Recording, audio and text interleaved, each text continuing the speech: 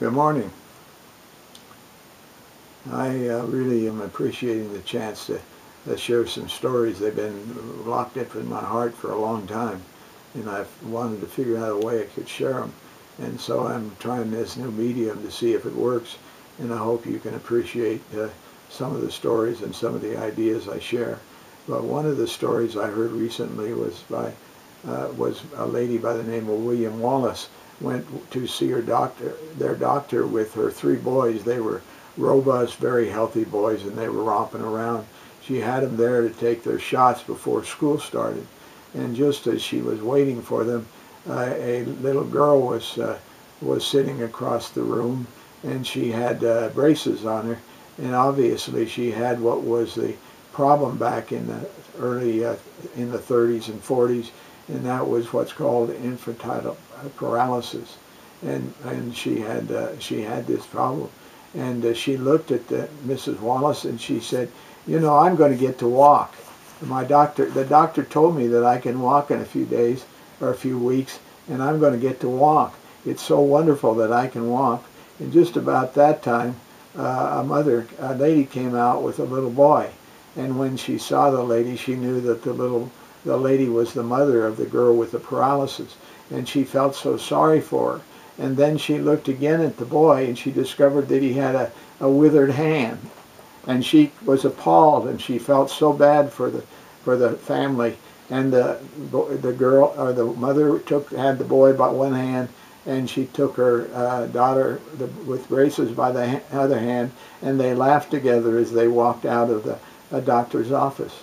And Mrs. Wallace said to the doctor, "My God, God wouldn't do something like that to somebody twice, would he?" And she said, "Come on into my office, I want to tell you a story." And so she went into his office, and they sat down, and he said, "Now listen carefully." He said, many months ago, a boy was going to the mental institution to see his mother or his father or his parents. And a girl was going because her parents were in there too. And so as they went, they met each other, and they fell in love, and they wanted to get married.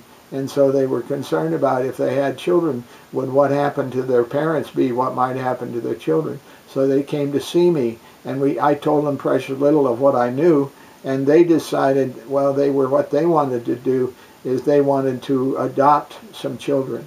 But when they came, the mother said, "I don't want a healthy girl. I want a girl that's handicapped. We, as a couple, we know what handicaps are, and I want to be able to help somebody with a handicap."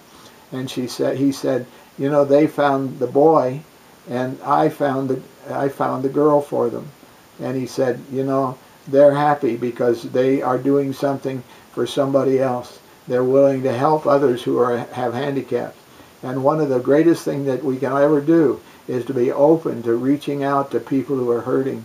For that's what the Master said. He said that if we are faithful and we take care of those who are infirm and those who hurt, we're going to be graced by it. It's going to bring us many rewards and many blessings. And so I would encourage you to find places where you can help somebody that has a handicap, somebody who needs a lift, somebody who needs some help. And I'm praying that you'll be able to do that as I continue to make that a priority in my life. May the good Lord bless you this morning.